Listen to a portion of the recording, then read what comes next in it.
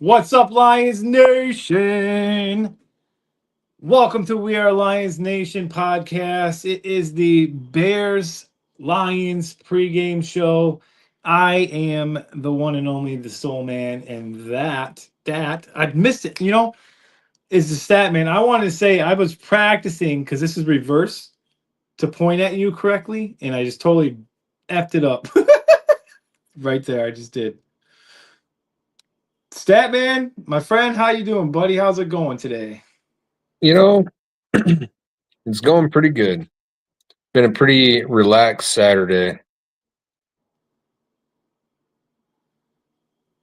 Sorry, I was changing our subscribers because Statman, we are at 250 subscribers now on that march to 500. So thank you to the new subscribers. We appreciate you guys. And like always, thank you to our loyal viewers as well. We got a good show for you tonight. We're going to go over the injury report. We're going to talk about, obviously, the Bears and Lions game coming up on Sunday as the Bears head into town to take on the Lions. And, yeah, we got the head-to-head, and we're going to go over the poll question as well, Statman. So a good night of Lions football talk tonight. Yes, sir. I'm trying to see right now who... So a shout out to our most recent subscriber is SF Jones was our most recent subscriber. So thank you to him for subscribing. Or her. It's a guy for sure. His picture is a Okay. guy. Maybe it's not. I don't know. You know, you can't do the gender identity thing, man. You just never know. Yeah. Enough said. Enough said. Who's in here right now? Who do we got? We got 3 people watching right now and hanging out with us tonight. So far, who is it? Throw up in the comments. Let us know you're here. Statman, you kind of had some possible news of a possible guest that might be joining us here on We Are Lions Nation podcast one of these days. Do you want to share that with anyone? Yeah, so he's an up-and-comer country artist. He's going to be well-known here very soon. He's a local guy out of Jackson, Michigan. He's a Lions fan. His name's Jason Cross. You can find him on YouTube, Facebook, Instagram, all the social media apps. He's great. He does a lot of cover songs, but he writes his own music as well. And he's got a great voice. So I told him about our show, asked him for an autograph, told him about We Are Lions Nation podcast, and he said, let me know anytime.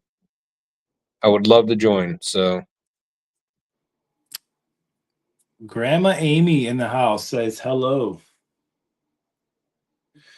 I forgot that we could pop these comments up. I know you haven't been doing it the last couple shows. No, and I'm using my phone now, everybody, and it's a little bit, the buttons are a little different, so I completely forgot to put the comments up. So I'll try to keep up with that today. When I do it, though, it takes up the whole screen almost. What's We got up? Steven in the house, says, hey guys, what's up? What's up?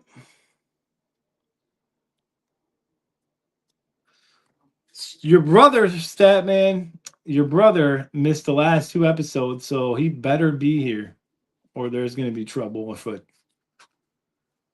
I assume Perry will be here. I know it. I feel it. Perry will be here. Yeah, I'm sure. All right, Statman. So obviously week 1 did not go as planned as we talked before. Week 2 coming up. What do you think? Are we going to see some changes in this Lions team? I know that the coaches weren't happy for sure in their press conferences. I don't feel like the Lions, I don't feel like we're going to see the same thing we saw week 1.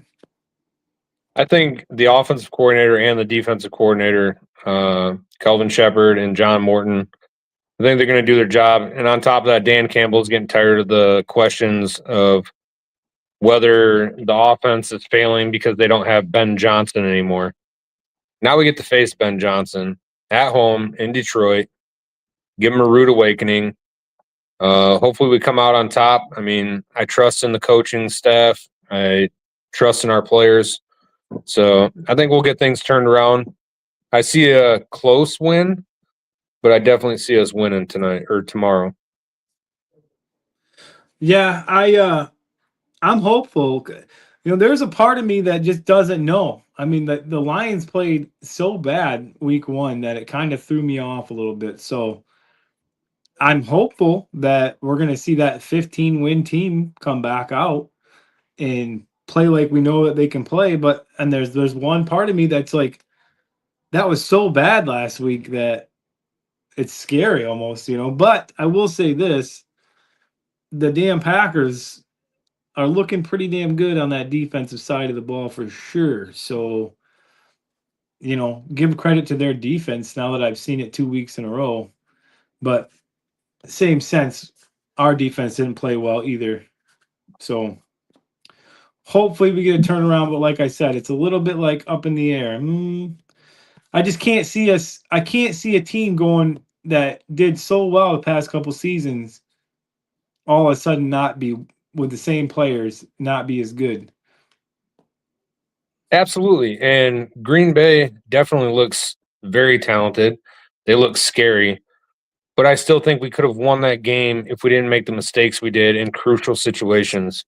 We had opportunities to get back into that game, and we just let them go to the wayside. But this game against Chicago, we need to be mistake-free, and we also need to get pressure on the quarterback. We need to get some hits. We need to get hurried throws, and we need to watch Caleb Williams because we watched him against Minnesota, and he can get out of the pocket and scramble down the field pretty easily. So Steven says, I think they played so badly last week that they'll have something to prove, basically. I agree. That's not the first time I heard that either. And I'll say this too. Aiden Hutchinson brought it up. I think I brought it up in the post-game show. But he said the Lions play better when their backs are against the wall and everybody's doubting them. Yeah, for sure. But, I mean, no one was doubting us last year. Yeah. And we still rocked it. So I get what Hutch is saying, but the same sense, we can't. But we talked about this last week. We're not going to let that.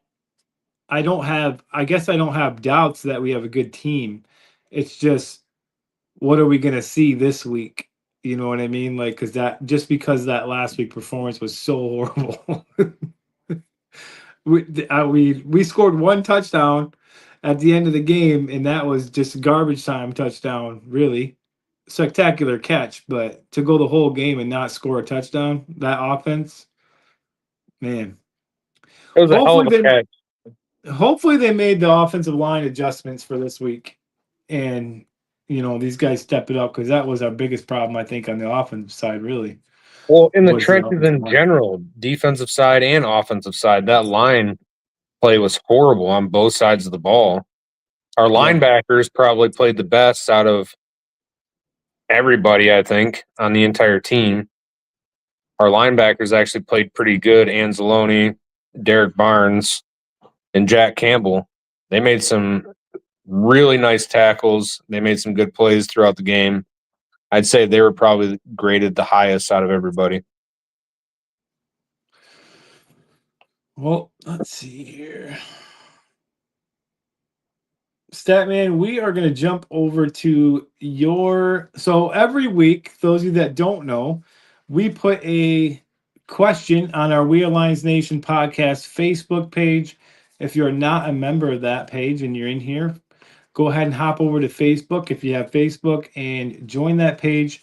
We post all of our updated shows on there, and we put a poll question in for you guys to answer. And Statman's poll question this week was, does the Lions defense turn it up against the Bears? 100% of the voters said yes. So the nation thinks that we're going to turn it around. Do you agree, Statman, with that? Oh, absolutely.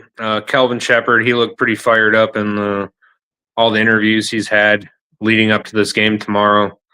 And I know there was a question, I think a lot of people have probably seen it, but he was asked about Terrion Arnold and his performance at the end of the first half. And Terrion Arnold told people that it was his groin injury was the reason why he let those two big plays happen. And Kelvin Shepard was asked if that was a good enough excuse. He said, "There's no excuses. You're paid to do a job, and if you're hurt and you can't do that job, you need to sit the fuck down." I mean, he's got a point. He's got a point there. Why put your team in a position where they're gonna be hurt by you being hurt on the field? You're hurting the entire team when you're out there and you can't perform to your best ability. And I think that's what he meant by it. Well, here's my question to you, Statman, on that. You're a coach, and you're seeing Terrion Arnold just blow these coverages. Don't you, as a coach, question what's going on and say something to him and not? I feel like if something was done in the coaching end, which I don't know, but I'm assuming based on that press conference that they didn't know that he was using that injury as an excuse of why he was missing his coverages. But I would think as a coach, I would say, "Hey, what's going on with you? You know, what's going on? Why are you missing these coverages?" Well, yes and no. I mean, if the player's not showing any signs of being hurt, how are you supposed to kind of figure that out? But I'm sure he did get an earful at the end of that series and probably asked why he failed on two big plays that allowed Green Bay to march down the field and score an easy touchdown on us. I think that maybe Terrion Arnold was just using that as an excuse because I watched the game. I didn't see any sign of him looking like he was hurt at all. He No, wasn't on any injury report either. if my groin's hurting, I'm not sprinting at full speed, and that guy was sprinting to catch up to the receiver on both. They're just blown coverages. You can't make excuses for it. You had mental errors, and they just got to clean it up. There's a lot of mental errors in that entire game. I did watch Jared Goff's press conference, and I also watched Dan Campbell's. I don't remember everything they said, but Dan was pretty confident that they'll have things ready to go for this week, which is hopeful. But he had an interview that talked about him not having his coordinators that left anymore and that he couldn't I know you've heard that, oh, Dan Campbell can't coach without them type of thing, right? Well, he pretty much said that's baloney. And I hope everybody, if you haven't, go back and watch that. It's just recent. I saw it today, but it's a good interview. Dan is not letting anything like that, throw him off his game at all. Holy crap, dude, stop sending me things. Sorry, guys.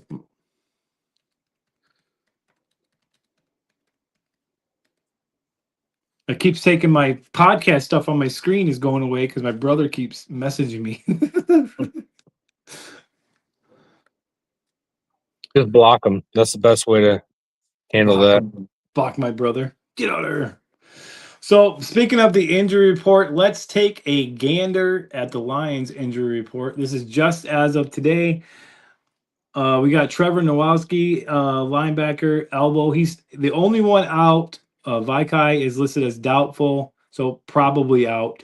And then Taylor Decker and Kirby Joseph, both questionable, Statman. But I thought I seen something today about Kirby Joseph playing. So I know you had mentioned earlier when we were talking about this that usually questionable is probably like a 75% chance to go. Have you seen anything else on those two? No, just that he's questionable. Taylor Decker, this is almost every game. I feel like he's always on the injury report. He's just an older lineman, and I think they're just taking precaution with him. I'm gonna see just real quick if I can. I know I saw something about it, but I don't remember where. Either way, it'll be nice to get it. I think they'll be good to go. It'll be nice to make sure that we have them. As far as the other injuries go, pretty much same guys as last week, really. So nothing too big, I would say. Yeah, nothing that's concerning right now. Obviously, Taylor Decker, anytime he's on the injury report, it kind of makes you like go, oh, should we be concerned about that? Because he's the left tackle protecting Jared Goff's blind side. But Taylor Decker is Taylor Decker. He's going to come out and play. Statman, you are the guy that is in charge of the stats, hence the Statman. So we are going to take a look right now at Statman's head-to-head, the Lions and Bears head-to-head stats, and then Statman, we'll get your keys to victory as well for both teams, for the Lions. Not both teams, who cares? So head-to-head, the Bears are, I can't see it on my phone, so I got to pull it up. Bears pass offense is 23rd. Their run offense is 6th. Their pass defense is 13th. And their run defense right now, this is as of 1 week, 22nd. The Lions, 28th in pass offense, run offense, 28th, pass defense, 29th, and run defense, 11th. Now, I know that you were talking to me earlier about it, and you said, like you said earlier, it's only been 1 week, but your thoughts on just a head-to-head matchup on paper? It's a small sample size from one game, first game of the year for both teams. But right now, it looks like Bears kind of have the edge. If you're just looking at it from a statistical standpoint off of one game. But I think, honestly, they both match up pretty fairly to each other. I think it's going to be a matter of who runs the ball better and who pressures the quarterback better. Yeah, and that brings me to your keys to victory. What's the keys to the Lions offense this week? What do they got to do most importantly in your eyes? Explosive plays downfield. Everything against Green Bay was short. I don't think we had a pass over 15 yards. If I'm mistaken, correct me. But I don't recall seeing a pass over 15 yards against Green Bay. The end. We got to get that deep threat back. The only way I see that happening is implementing Isaac Tesla into the offense more.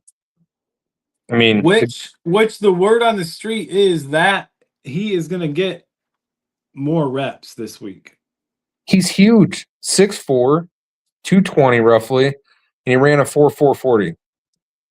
I mean, he's insanely fast. He's got great hands. He's got the body. You could literally toss up a 50-50 ball to him. No defense is going to double team him because he's a rookie. They're not looking at him as a threat because he's a rookie. He doesn't have enough film on him. And it's I guess it's like a secret weapon. You got to use it. You got to use everything on your offense. You got to use anything that you can to win a game. I mean, if they would have put him in earlier in week 1, maybe that would have made a small difference. And the other key to victory for me is offensive line play. We got to have good offensive line play. And the third one is run the damn ball. We got to open up that play action again because that's where Jared Goff thrives, is in play action. Yeah, and then I think, though, for your keys to victory with the offense, I think the most important one is the offensive line, because without that being fixed, the other two don't happen. Yeah, I mean, you could change the order offensive line the first key to victory. I mean, it all starts in the trenches. I was coached that when I was younger. I coached that when I coached junior football. I mean, it all starts at the offensive line and defensive line. Who can win that battle? you go back to last week, our offensive line, I'm pretty sure, cost us that game for the most Yeah. part. And we weren't able to run, we weren't able to throw. So unless we see changes this week against the Bears on the offensive line, then we're just going to have a stale offense again that does nothing. We got two talented running backs, two of the most talented running backs in the NFL, and them rushing for under 100 yards combined is insane. Just doesn't Yeah. happen. Yeah. I mean, we see no trick plays last week. Do you feel that that's gone now? I feel like John Morton's not the kind of guy that gets fancy, but who knows? He might have some tricks up his sleeves that we don't know. Mike, in the keys to victory, mine are basically right. Offense is right along with yours. That I agree with you, but like I was saying, I think if we come out and we have that, and the offensive line plays the same, you might as well cash it in.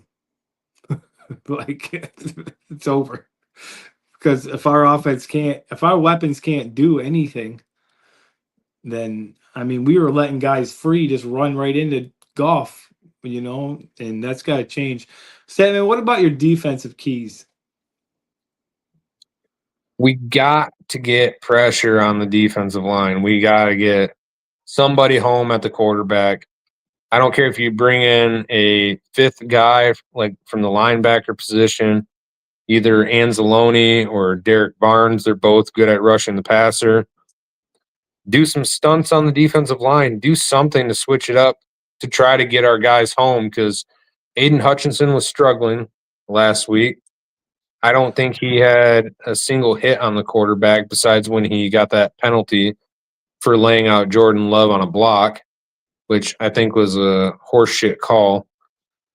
I think I saw something that said that Jack Bates had more tackles than Hutchinson. Jake Bates, yeah. Yeah, last week he had more tackles with one. And I don't necessarily blame our defensive backs in that game, because when you're left out on an island for a long time, it's hard to stay with your receiver and stay stuck to him for too long. There's a difference between Statman, though. There's a difference between not being able to stay on your receiver and completely losing your assignment, like Terry Arnold did. So he has to clean that up for sure. Aside from those two mistakes in the secondary, I mean, our secondary played pretty good in regards to the fact that Jordan Love had all the time in the world to stand back there and make whatever throw he wanted. He could scan the entire field back and forth over and over again before he had to throw it. Jared Goff, on the other hand, he's standing back there, looks one way, looks back the other, and he's already getting hit.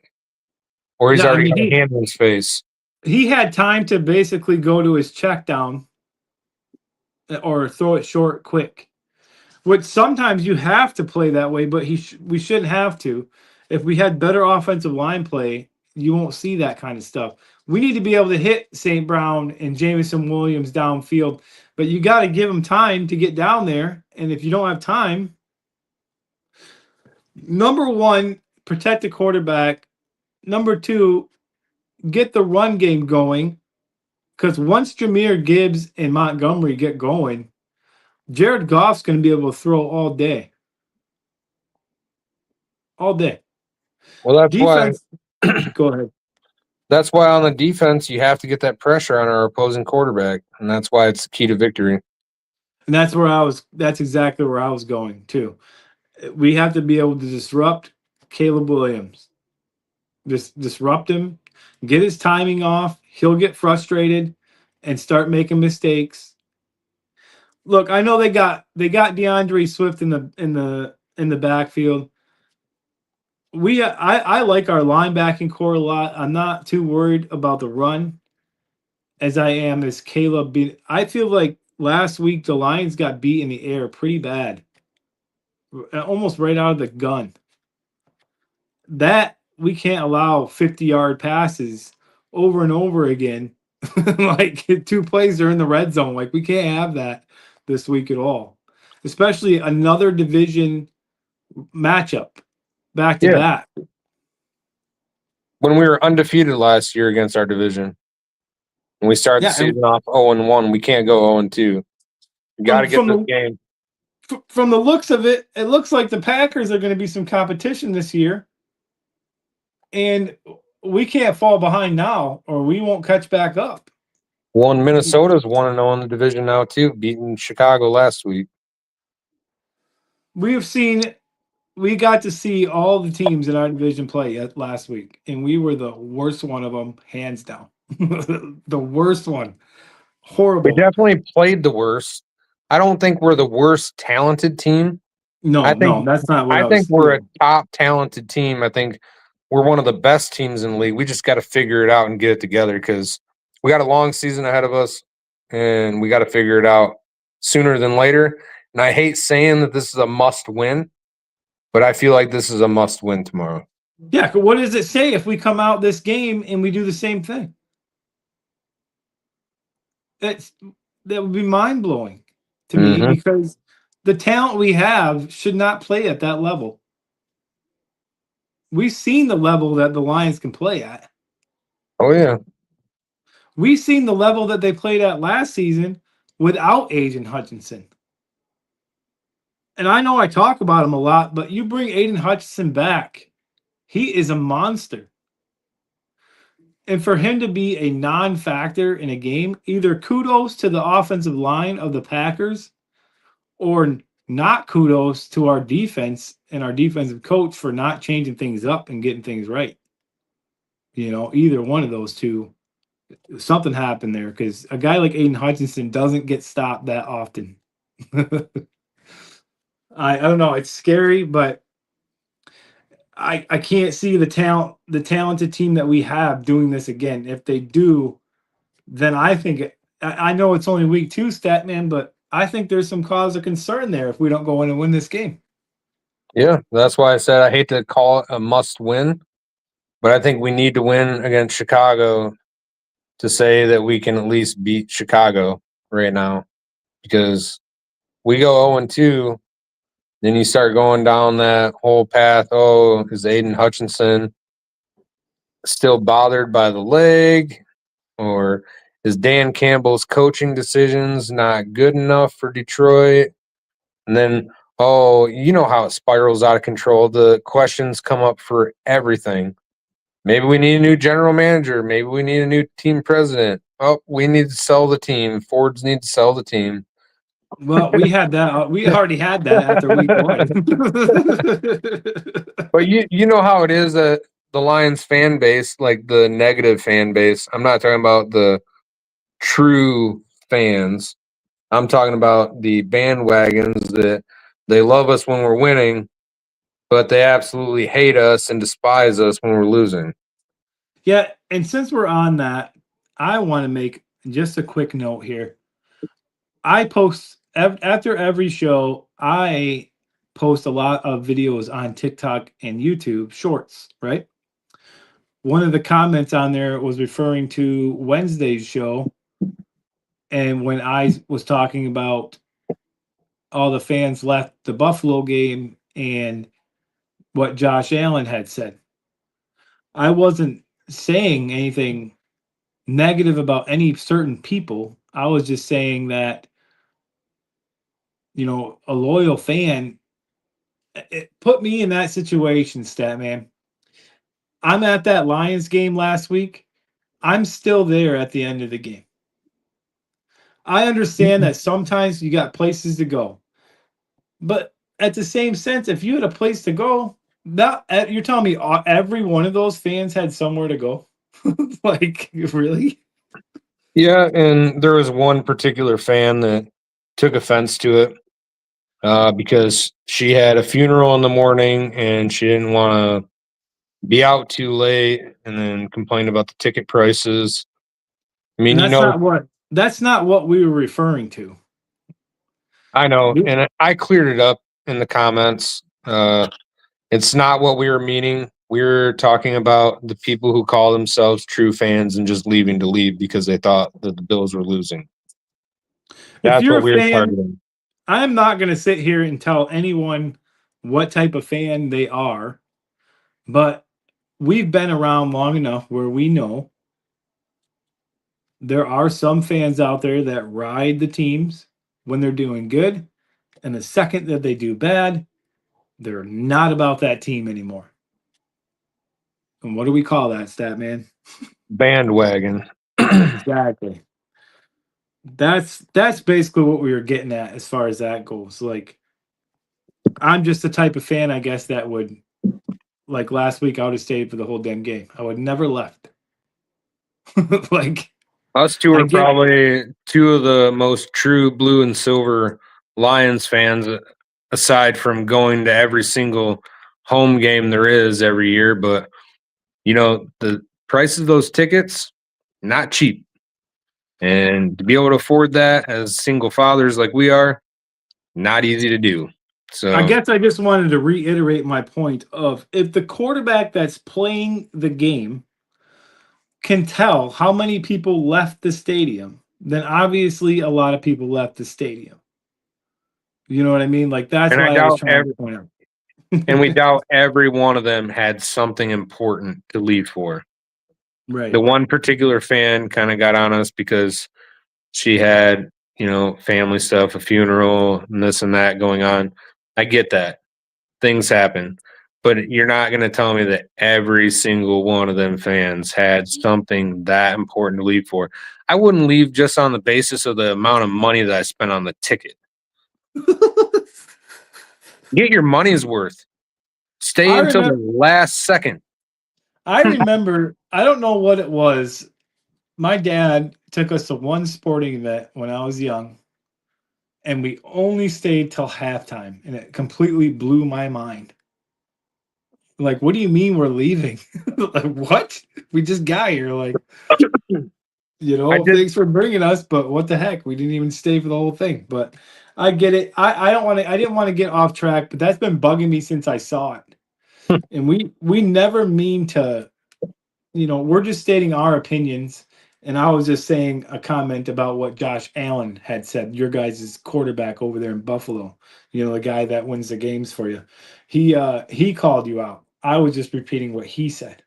So let's make sure we're clear on that. I am not calling anybody out. But hey, on that note, I do appreciate all of the comments and stuff that we are getting on TikTok and YouTube for our short videos that we put out, Statman, because we are getting a lot of attention on those. If you do see them out there, share them away, and make sure on YouTube, hit that subscribe button. It only helps us out if you subscribe and share. Perry, thank you for sharing the podcast earlier today. I saw that, so we appreciate that a lot. That little bit, just that one subscriber, makes a difference to us. So we appreciate all you. Hey, look who it is. It's my son. He says, yeah, I see them all the time talking about the shorts. That's my kid. I told my kid to subscribe, and he finally did. Good job, Drew. Good job, Drew. I'm proud of you for supporting your dad. Right. Very important. I mean, I think that we have a hell of a podcast going. We've always said, fans, you guys are all welcome to come on here and talk. If you ever want to come on this podcast and chat about Lions, just let us know. Message one of us, and sure, we can work something out to get you guys in here. It doesn't hurt us at all. We like the conversation. Hell yeah, we do. Statman, I remember many times doing this podcast with you, how many times you said this podcast is for the fans. So don't hesitate to come on in here and join us. Damn Drew Skippy. says, I've been subscribed forever. I walk around talking about the podcast, spreading the word. That's what Drew just said. Good job. Yeah, I have quite the following at the high school. Drew and his buddies all watch the podcast and talk about it all the time. They can be our social media team. There you go. Yeah, Drew, you hear that? Get the word out. Tell your buddies. Spread the word. You got a job now, but you don't get paid, so That's right. free labor. But you do get food and a roof over your head. So Yeah, hey, there you go. there's You get paid in hospitality. Well, Statman, it is about that time, and yeah, I'm looking forward to tomorrow's game. I'm hoping for a better outcome than the last one. But for those of you that don't know, we like to end the show only one way when it comes to the pregame, and that is with the Statman. So, Statman, take it away. All right. I always do the Lions fight song at the end of the pregame show just to get us hyped up, ready for the game tomorrow. 1 p.m. kickoff. Lions and Bears. We're going to kick their ass. Let's go. Forward down the field, a charging team that will not yield. And when the blue and silver wave, stand and cheer the brave. Rah, rah, rah, go hard, win the game. With honor you will keep your fame. Down the field and gain a Lions victory. Go Lions! Let's go, baby. One pride. We appreciate everybody out here. Let's go. One pride. Hey, on behalf of myself and the Statman, thank you guys so much for watching, and we will see you Monday after the game. Hopefully, we're talking about the Lions' first victory. See you guys then. One pride. Love all you. Thank you.